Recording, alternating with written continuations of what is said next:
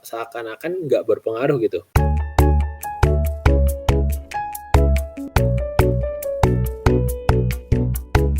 Halo, ketemu lagi di video pembahasan tugas untuk course Game Design di Logame Academy Batch 3. Di video kali ini kamu menonton pembahasan untuk tugas chapter 8, yaitu Game Balance. Video kali ini kamu akan dipandu oleh gua, Program Manager untuk Logame Academy, bersama mentor kita untuk course Game Design, yaitu Faisal Akbar.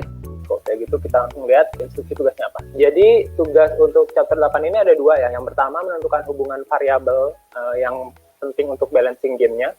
Sama yang kedua ngasih contoh 3 objek dan yang dibanding itu cost dan benefitnya. Kalau kayak gitu sebelum mulai pembahasan pengen nanya dulu sama Faisal, apa sih game balance itu? Ya kalau dari game balance sih ya sebenarnya kayak teknik supaya game kita itu dimainin sama pemain itu enak gitu. Dia nggak merasa kesulitan, tapi dia juga nggak merasa kayak ini gampang banget, jadinya membosankan. Karena jadi tujuannya itu supaya pemain tuh kayak merasa tertantang dan tetap engage gitu, dan mau main terus gitu. Oke, kalau kayak gitu kita langsung masuk ke pembahasan tugasnya. Galih ya. Jadi kalau di sini tugas pertamanya itu kan bikin diagram hubungan antara semua variabel yang ada di dalam game nih. Nah di sini menariknya adalah untuk semua status ini tuh dipengaruhi sama items dan equip gitu.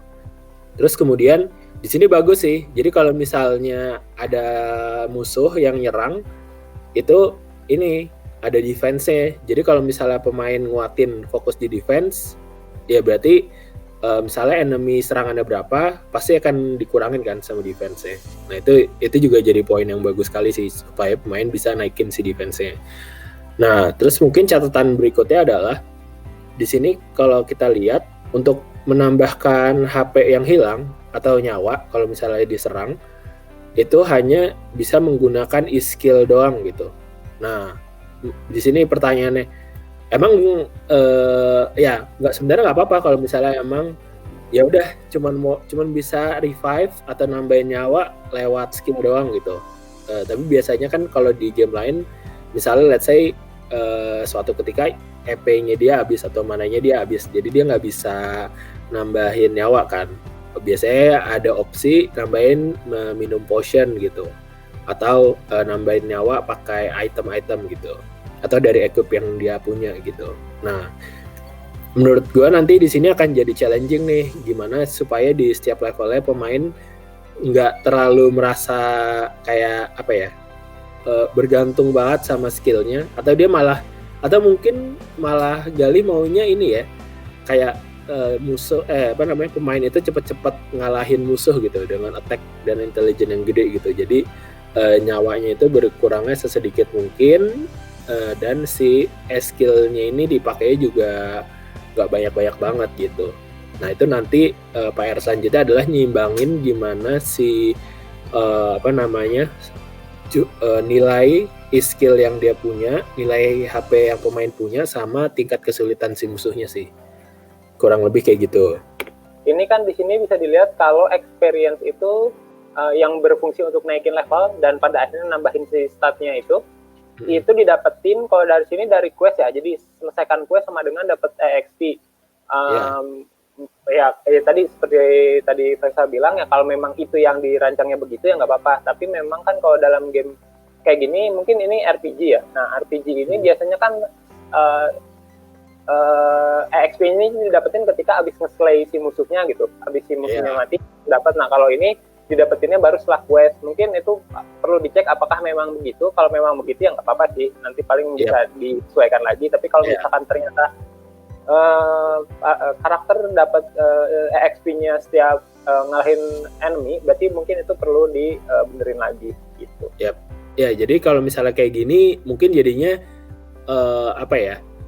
ya bisa jadi misalnya musuhnya 10 tapi dia dapat EXP dari 10 musuhnya itu nanti di akhir quest gitu. Jadi jadi waktu dia main di level misalnya let's say di level 10 gitu, ya berarti levelnya nggak bakal naik sampai si questnya berakhir gitu. Kalau kita lihat dari flow yang ini ya kurang lebih kayak gitu. Next, soal kedua yang tentang cost benefit. Jadi di sini dia ada 3 senjata, itu Fire Great Sword, Berserker Axe sama Poison Staff. Poison Staff tuh apa ya? Tongkat beracun atau gimana? Kayaknya ya. kayak ini ya, penyihir gitu kali ya.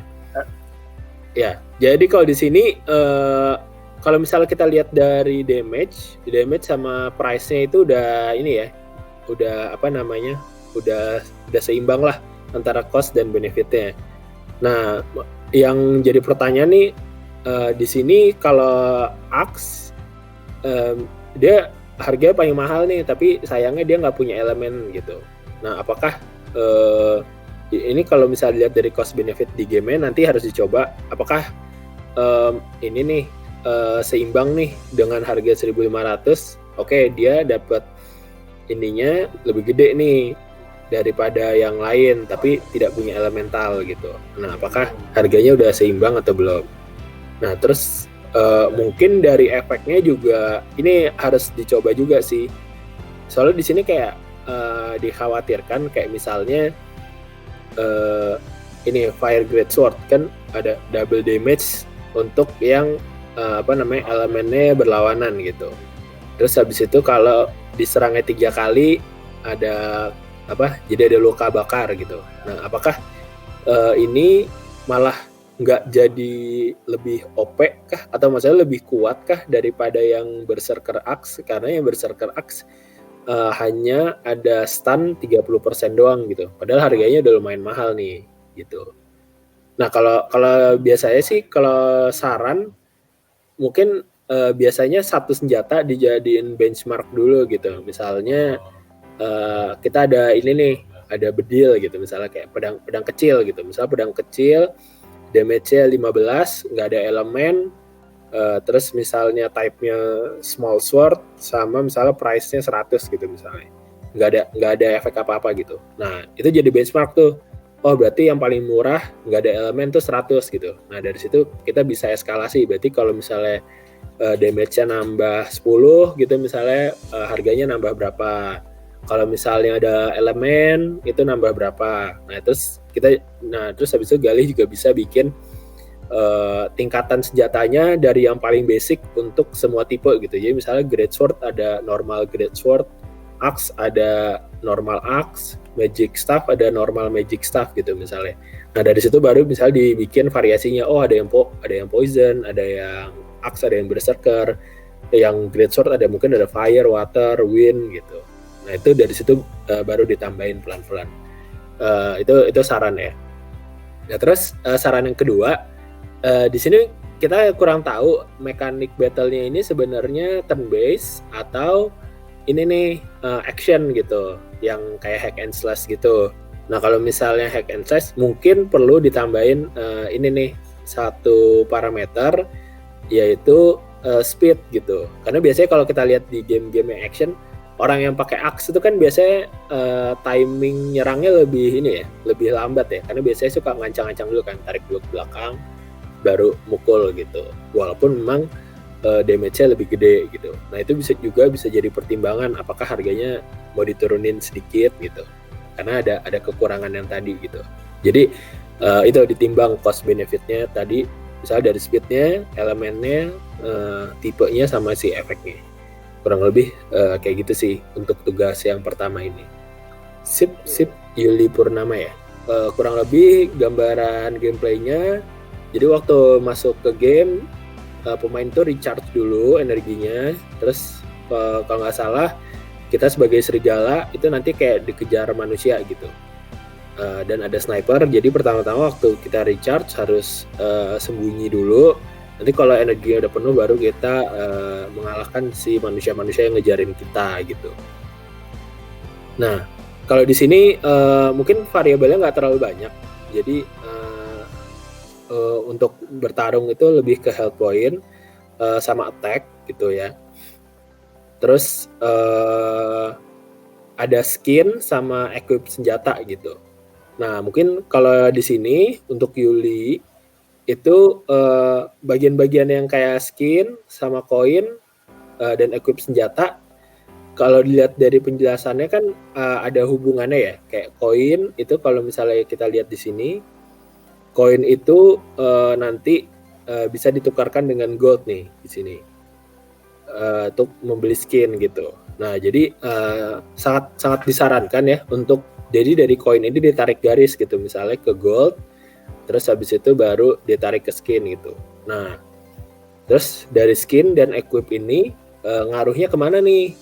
Apakah ke attack gitu, attack aja, atau ke mungkin ngaruh juga nambahin nyawa gitu misalnya, atau mungkin ada status-status lain yang misalnya belum ditulis di sini, itu juga bisa ditambahin gitu, yang memang dipengaruhi oleh equip dan senjata. Nah terus kemudian yang berikutnya adalah yang height ini kayaknya sebenarnya itu bukan variabel ya, lebih ke action yang bisa dilakukan oleh pemain di dalam game. Jadi kalau menurut kita itu bisa dihilangin aja gitu. Kecuali height-nya itu misalnya ngurangin energi gitu. Terus habis itu, jadi kalau dia mau ngelakuin height lagi dia harus recharge gitu misalnya. Nah itu bisa ditambahin kalau misalnya kayak gitu. Nah tapi karena di sini kita nggak tahu nih mengaruhin variabel apa sebenarnya, itu apa namanya ya, kalau bisa dihilangin gitu. Nah terus kemudian yang terakhir kondisi dari saat gameplay ke ini, ke state-nya, ke defeat-nya, ke win, sama ke next level gitu. Mungkin kita bahas yang defeat dulu ya. Kalau di sini kan kalau misalnya gagal bersembunyi, HP akan berkurang. Kalau HP berkurang dia kalah gitu. Nah mungkin berarti tarik garisnya itu dari height ke health point dulu, baru ke defeat gitu. Karena kalau di sini kita kesannya ngelihatnya kalau dia gagal sembunyi dia langsung mati gitu misalnya. Padahal kan pengaruhnya dia gagal sembunyi, mungkin diserang baru health point-nya berkurang, baru dia kalah kan gitu misalnya. Nah terus kemudian winning state-nya sama next level ini sebenarnya agak bingung sih kenapa dipisah gitu di sini. Apakah memang dari saat bermain dia emang ada dua kondisi, yang pertama dia naik level terus, atau terus kondisi keduanya adalah ya kalau misalnya dia melakukan sesuatu dia langsung menang gitu misalnya. Nah kita nggak tahu tuh. Nah mungkin jadi bisa diperjelas kapan sih dia menang sama kapan dia naik level gitu. Kalau misalnya naik level dan menang ini berurutan, ya mungkin diagramnya digabungin aja. Untuk yang cost benefit di sini Yuli juga ini cost benefitnya itu pakai senjata ya contohnya. Nah mungkin yang perlu jadi catatan adalah antara ini nih, durability sama keterangan. Karena di sini keterangannya terutama untuk yang Fang sama yang double scratch and Fang itu ini nih, ada ini nih. Pertama kalau Fang bisa langsung matiin musuh dalam satu kali serang gitu. Nah kalau double scratch and Fang bisa nggak ya dia? Nah sama, bisa langsung mematikan target dalam satu kali serang gitu. Itu kan jadinya kayak apakah tidak terlalu OP gitu. Berarti kan di sini sebenarnya kayak damage-nya seakan-akan nggak berpengaruh gitu. Karena damage yang diterima oleh musuh langsung 100% gitu, auto mati gitu kan. Nah itu perlu diseimbangin nih. Kalau senjatanya sekuat itu, apakah dengan harga sekian dan durability sekian tuh ini ya seimbang gitu antara cost dan benefitnya. Mungkin kalau dilihat dari tugasnya, mungkin buat Yuli perlu baca lagi si materinya. Jadi kalau di materi kan dijelasin juga tuh variabel ini apa, terus cost benefit objek ini apa aja, kayak yang si tabel cost benefit yang ada di halaman assignment tuh itu kan cuma tabelnya aja ya. Kalau di materinya kan ada penjelasannya, jadi mungkin bisa lebih memahami konteksnya gimana. Soalnya kalau dilihat dari sini bagaimana yang ditulis oleh Yuli juga, jadi di keterangannya tuh bisa si Fang ini sama double scratch ini bisa langsung ngebunuh. Cuman di sini Yuli tetap nyebutin ada damage-nya 25. Sementara kan kalau yang dimaksud dengan sekali serang mati itu berarti damage-nya tuh udah langsung pasti full gitu kan. Iya, full, dan itu relatif sama musuhnya. Misalkan musuhnya hit point-nya 1000, ya berarti 1000. Jadi Mungkin perlu dipahami lagi di materinya. Terus mungkin juga ya ini untuk cost benefit ya. Nah kayak misalkan kalau dilihat dari sini sih mungkin ini lebih tepatnya kayak lebih ke skill ya, bukan daripada senjata dalam pengertian pedang gitu-gitu ya. Apalagi kan kalau kita dapat konteksnya tadi tuh si karakternya tuh adalah ini ya, apa namanya tuh, werewolf gitu ya. Nah mungkin di sini juga bisa ditentuin lagi sama apa namanya, sama Yuli. Jadi kayak di sini tuh apa ya namanya, kayak damage, tipe, harga, durability, kayak properti yang ada di tabel cost benefit ini itu bisa diambil dari variabel-variabel yang udah didefinisiin sama Yuli juga gitu. Jadi kalau di sini dilihat sih kayaknya ini kan mungkin mengikut ke si ininya ya, ke contohnya. Nah kalau sebenarnya di game kamu variabelnya nggak kayak yang ada di contoh, ya sesuai dengan apa yang kamu desain aja variabelnya gitu. Sesuaiin aja jadi sebenarnya sesuaiin aja sih sama game yang kita buat gitu. Misalnya. Kalau emang nggak ada durability nggak apa-apa gitu. Iya betul gitu. Kurang lebih kayak gitu sih. Jadi salah satu mistake-nya tuh adalah mungkin ada karena memang banyak ya ketika kita bedah lagi sebuah game ternyata variabelnya ada banyak. Mungkin ada beberapa ada beberapa variabel yang suka terluput gitu ya. Terus selain itu mungkin tadi ya hubungan-hubungan antara variabelnya mungkin masih agak belum jelas. Nah mungkin selain itu apalagi ya si mistake yang Faisal temuin ketika melihat tugas dari teman-teman ini?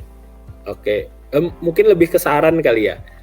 Kalau menurut gue kan kalau misalnya kayak yang tadi Yuli itu agak mix gitu kan antara kondisi pas battle sama kondisi pas menang sama kondisi untuk dapetin uang gitu. Ya jadi mungkin dikelompokin dulu kira-kira ini variabel ini adanya pas pemain ngapain sih gitu misalnya, atau dia dapat atau terpengaruhnya itu pas ngapain gitu misalnya kalau dapat koin tadi misalnya pas battle berarti koin masuk nih ke battle, terus di battle ada apa lagi misalnya bisa diserang, bisa nyerang, health point-nya bisa ngurang. Nah itu juga bisa di list dulu, nanti baru dibikin ininya korelasinya dari satu komponen ke komponen kedua, komponen 3, 4 gitu, nanti baru jadi bisa lebih terstruktur sih itu untuk yang variabel gitu. Itu tadi pembahasan untuk tugas chapter 8 yaitu game balance. Sekali lagi terima kasih buat kamu yang udah submit tugasnya, dan buat kamu yang masih ada pertanyaan bisa langsung diajuin di fitur sosial komen yang bisa kamu temuin di kolom kanan ketika kamu mengakses Zero Game Academy menggunakan PC atau laptop. Oke, kalau kayak gitu sampai di sini dulu video pembahasan untuk tugas course game design Zero Game Academy batch 3 2N bersama Faisal Akbar. Sampai ketemu lagi di video pembahasan tugas berikutnya. Dadah.